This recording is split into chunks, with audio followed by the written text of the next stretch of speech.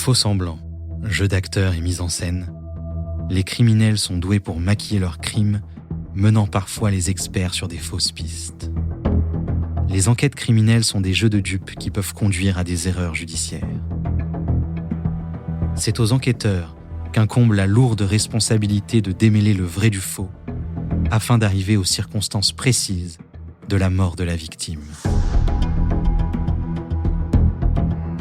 Vous écoutez Police Scientifique, épisode 15, Fausse piste, première partie.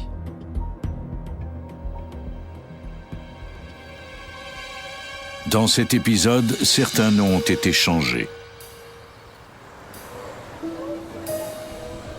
La ville de Berkeley, en Californie, est reconnue pour son importante communauté hippie et son mode de vie plutôt bohème. Nichée dans les collines, de l'autre côté du Golden Gate de San Francisco, elle attire des gens de toutes origines. Les criminels peuvent s'y cacher au grand jour. C'est l'endroit idéal pour camoufler un crime. À 4 heures du matin, le 25 juin 1994, James Hutchings fut réveillé par une explosion. La maison de sa voisine, Virginia Bailey, était la proie des flammes. Il appela de toute urgence le service des incendies, mais il n'était pas inquiet outre mesure, car à sa connaissance, Bailey n'était pas chez elle. Les pompiers croyaient que la maison était inoccupée.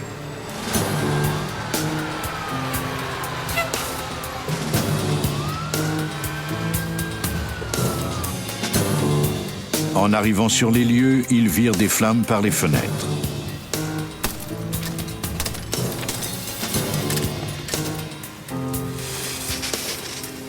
Ils luttèrent contre l'incendie pendant plusieurs heures et finirent par le maîtriser. Les pompiers entrèrent ensuite dans la maison pour s'assurer que tout était bien éteint. Ils constatèrent que c'est la salle à manger qui avait subi le plus de dégâts. Le capitaine Wayne Inoue était alors sur les lieux. En arrivant, j'ai vu qu'il s'agissait d'une habitation à 2 étages. J'ai commencé par examiner le rez-de-chaussée, mais j'ai constaté qu'il y avait relativement peu de dégâts. C'est à l'étage que les dommages étaient les plus importants, notamment à cause de la fumée. Et dans la salle à manger, les flammes avaient tout détruit. C'est à cet endroit qu'ils firent une découverte troublante. Un cadavre face contre terre dans les débris encore fumants. Ils remarquèrent alors un détail plutôt étrange. Le corps, qui était à 2 mètres d'un foyer, se trouvait dans une pièce où il n'y avait pratiquement pas de meubles. Quand les pompiers découvrent un corps, ils doivent le signaler au bureau du coroner. Des techniciens en médecine légale arrivèrent sur les lieux. Ils remarquèrent que la victime avait été gravement brûlée à la tête et aux mains. James Hutchings fut stupéfait d'apprendre que sa voisine avait vraisemblablement péri dans les flammes. Virginia était censée être à Salt Lake City pour assister à un mariage. Et si elle était chez elle, pourquoi sa voiture n'était-elle pas garée dans l'allée? Out the window, did you see anybody out there? No. Anybody running from the house? Nope, just flames. How about Flames today? and a lot of smoke. Après cet interrogatoire, les enquêteurs se tournèrent vers la science pour tenter de reconstituer les événements qui avaient conduit à cette tragédie.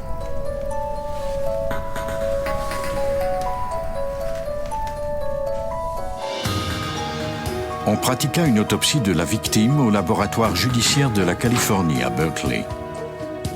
Même si Virginia Bailey devait être à l'extérieur de la ville, les médecins légistes prirent des radiographies qui leur permirent d'identifier la victime. Il s'agissait bien de Virginia Bailey. Elle était donc chez elle au moment de l'incendie. D'autres indices étaient intrigants. En examinant le corps de plus près, la première chose que le médecin légiste remarqua, c'est qu'il était dans un état de décomposition avancé. Cela ne corroborait pas l'hypothèse du décès lors de l'incendie. Plus louche encore était la présence d'asticots dans la cavité de la poitrine et sur les vêtements de la victime. Les asticots n'apparaissent sur un cadavre que 24 heures et au maximum 48 heures après la mort. Ces larves ne pouvaient être apparues aussi rapidement sur le corps calciné de la victime.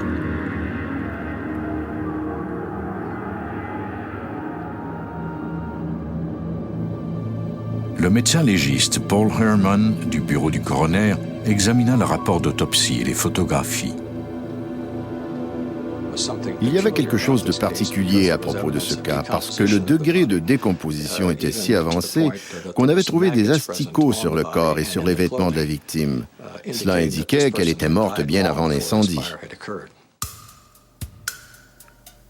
À cause de la présence de ces larves, on fit appel à l'entomologiste Jeffrey Wells pour qu'il puisse déterminer le moment de la mort. En analysant la taille des asticots, Wells conclut que Virginia était morte au moins 3 jours avant l'incendie.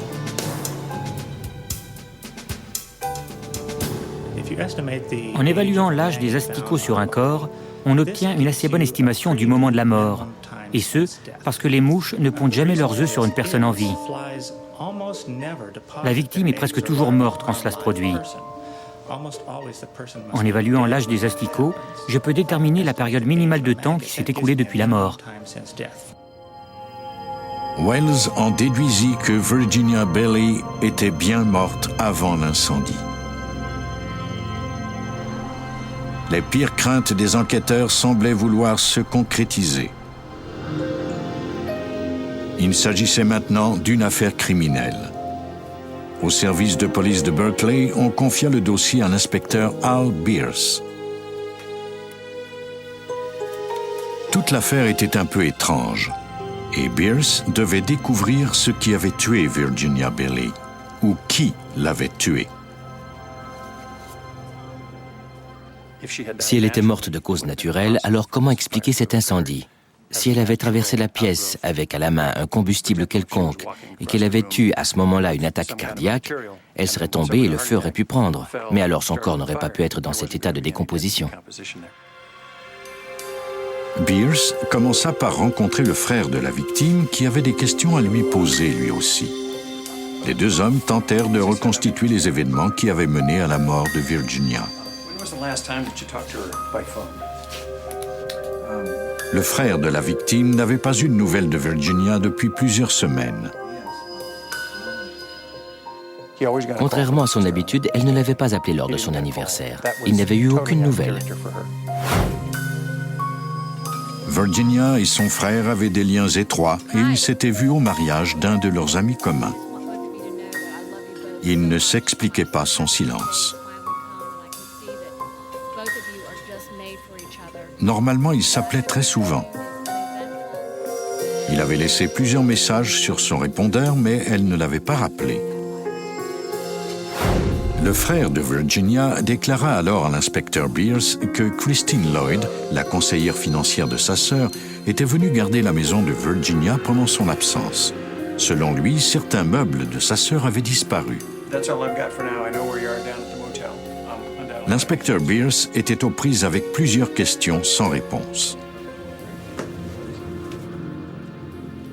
Il entamait une enquête complexe.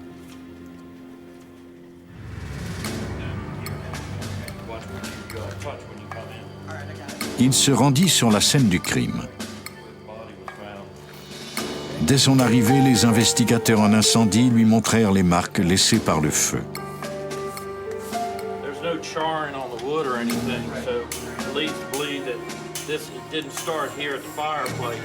Les indices ne concordaient pas.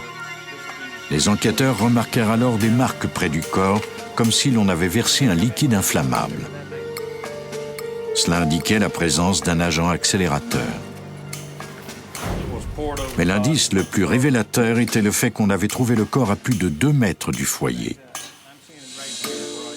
Si le feu avait commencé dans le foyer, il aurait dû y avoir des traces de brûlure entre la cheminée et le corps. Or, il n'y avait absolument rien autour du cadavre. Tout portait à croire qu'on était en présence d'un incendie criminel. L'inspecteur espérait que les proches de Virginia pourraient lui fournir des informations sur les causes de cette mort. Il demanda à Christine Lloyd, la conseillère financière et meilleure amie de Virginia, de le rencontrer sur les lieux de l'incendie. Elle avait effectivement gardé la maison de Virginia.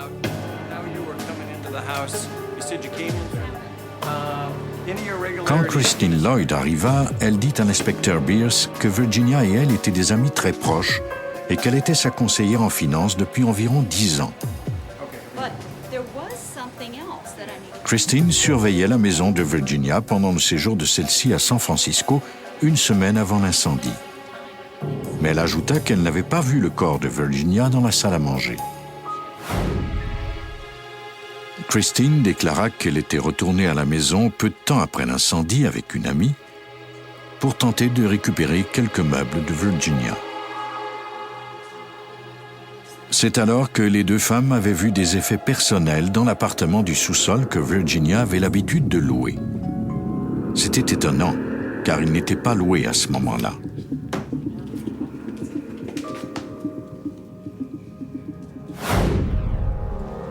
Elle montra à Beers ce qu'elle y avait trouvé.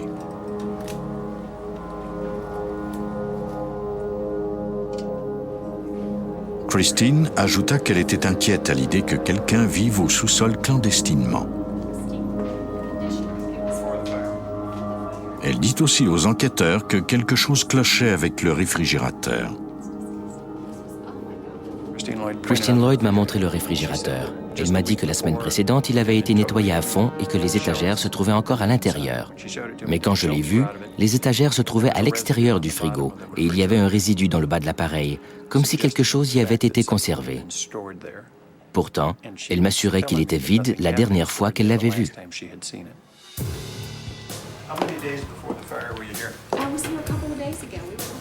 La chambre à coucher était dans un état épouvantable. Il y avait un matelas par terre et des bouteilles un peu partout. L'intrus avait laissé l'appartement en désordre.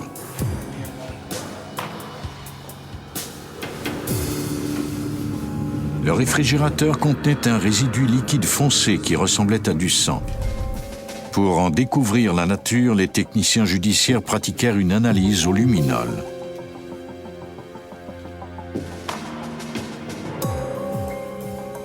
On trouva également dans le frigo des touffes de cheveux entremêlées et des asticots. Un expert recueillit ces cheveux ainsi qu'un échantillon du liquide rougeâtre. On envoya le tout au labo pour analyse.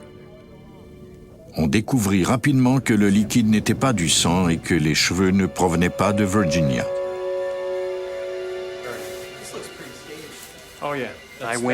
Quand je suis entré dans cette chambre, j'étais sceptique. Elle semblait avoir été maquillée. Al Beers, inspecteur. On voulait nous faire croire qu'un intrus s'était installé là clandestinement et qu'il était monté dans la maison pour tuer Virginia. Les soupçons de Beers ne faisaient que s'accroître. Certains détails sur les lieux l'intriguaient. Par exemple, comment un intrus avait-il pu être aussi organisé dans son désordre? Il y avait des bouteilles vides un peu partout, mais aucune capsule. Il n'y avait aucune empreinte digitale non plus sur ces bouteilles. Pour Beers, cette scène avait été fabriquée de toutes pièces. Jeffrey Wells examina les cheveux trouvés dans le frigo parmi lesquels il y avait des asticots. Ceux-ci étaient vivants.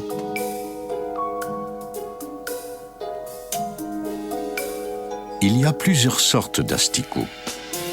Ceux qui se trouvaient dans le réfrigérateur du sous-sol étaient différents de ceux qui avaient été découverts sur le corps de Virginia Bailey. En effet, ceux de l'appartement étaient attirés autant par des aliments en décomposition que par des restes humains. Tous ces détails troublaient l'inspecteur Beers. Mais ce qu'il n'arrivait pas à comprendre, c'était le fait que Christine Lloyd avait déclaré ne pas avoir vu le corps de Virginia. Après tout, elle était morte depuis au moins 3 jours. Si le corps avait été caché dans le frigo, la déclaration de Christine n'aurait été vraisemblable. Mais les analyses ne corroboraient pas cette thèse. Et sinon, où le corps avait-il été mis? Je me suis dit que cela ne tenait pas debout. Ou elle savait que le corps était là et elle avait joué un rôle dans ce crime, ou alors quelqu'un était venu plus tard pour y laisser le corps. Mais cette dernière hypothèse était insensée. L'inspecteur Beers commençait à croire que Christine n'en savait plus que ce qu'elle disait. Peut-être pourrait-elle faire la lumière sur l'endroit où se trouvait Virginia avant que l'incendie ne se déclare. Il décida d'examiner de plus près la déposition de Christine. L'inspecteur Al Beers enquêtait maintenant vraisemblablement sur un meurtre.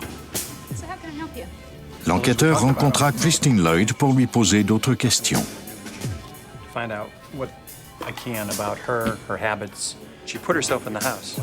Christine Lloyd a déclaré qu'elle était à la maison tous les jours. Elle a même ajouté qu'elle y était seulement 14 heures avant l'incendie. Le coroner m'avait dit, quant à lui, que la victime était morte depuis au moins 2 jours. De plus, on avait trouvé son corps à un endroit où Christine Lloyd était obligatoirement passée pour nourrir les chats et prendre le courrier. Pour Beers, il semblait peu probable que Virginia soit morte de cause naturelle et que son corps soit resté là pendant quelques jours avant qu'un incendie ne se déclare. Il était temps de faire le travail sur le terrain.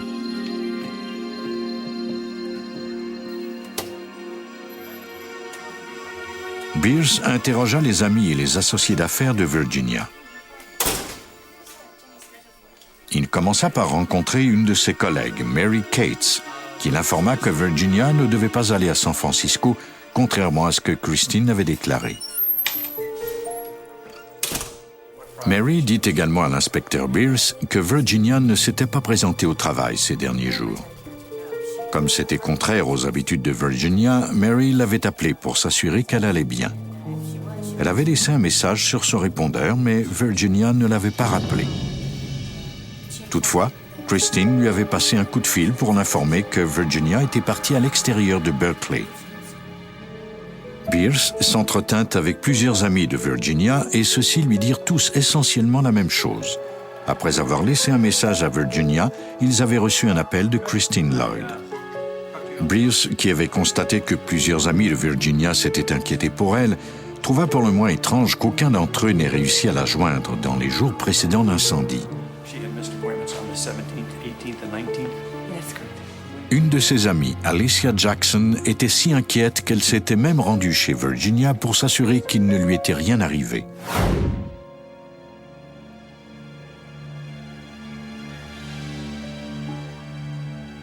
Personne n'avait répondu à la porte, mais elle avait trouvé un mot qui disait que Virginia était partie à San Francisco. C'était pour le moins étrange. Elle avait laissé une note à son tour, espérant avoir bientôt des nouvelles de son amie.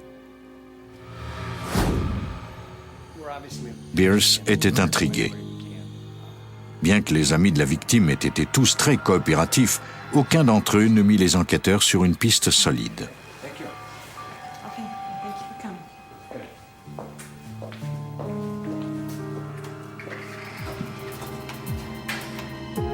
Comme Christine était la conseillère financière de Virginia, l'inspecteur Beers décida de faire émettre un mandat lui permettant d'examiner les relevés bancaires de la victime. Il se rendit à la banque de Virginia pour y obtenir des réponses. Sa longue expérience lui avait enseigné qu'en examinant les finances d'une victime, on découvrait le plus souvent le mobile du crime. Il y avait eu plus de transactions que d'habitude dans le compte de Virginia quelques semaines avant sa mort. Elle avait émis de nombreux chèques au montant substantiel non seulement à l'ordre de Christine, mais également à celui d'une femme qui s'appelait Myrtle Lloyd. Près de 50% de l'argent de son compte avait été versé à Christine Lloyd. Il y avait aussi un document intéressant, une lettre de saisie envoyée par courrier recommandé et datée du 13 juin. Christine devait s'assurer que toutes les factures soient payées à temps. Elle n'avait jamais mentionné à la police que Virginia avait des ennuis financiers. Il était très étrange que cette femme qui avait des problèmes d'argent et qui risquait de perdre sa maison ait fait autant de chèques en juin après avoir dépensé des milliers de dollars au cours des 6 derniers mois. Au total, 4 chèques avaient été émis au nom de Christine et de Myrtle Lloyd. La date de certains d'entre eux était même postérieure à la date de sa mort. Bierce croyait avoir trouvé le mobile du crime, le détournement de fonds. Maintenant, il devait trouver l'arme du crime, quelle qu'elle fût. Vous venez d'écouter Police Scientifique. Si vous avez aimé ce podcast, vous pouvez vous abonner sur votre plateforme de podcast préférée et suivre Initial Studio sur les réseaux sociaux. Police Scientifique est un podcast coproduit par Initial Studio et New Dominion Pictures, adapté de la série documentaire audiovisuelle New Detectives, produite par New Dominion Pictures. Cet épisode a été écrit par Scott Firestone et Elizabeth Jane Broad et réalisé par Dave Acox, Stuart Taylor, Jeff Fine et Darren Wales. Production exécutive du podcast, Initial Studio.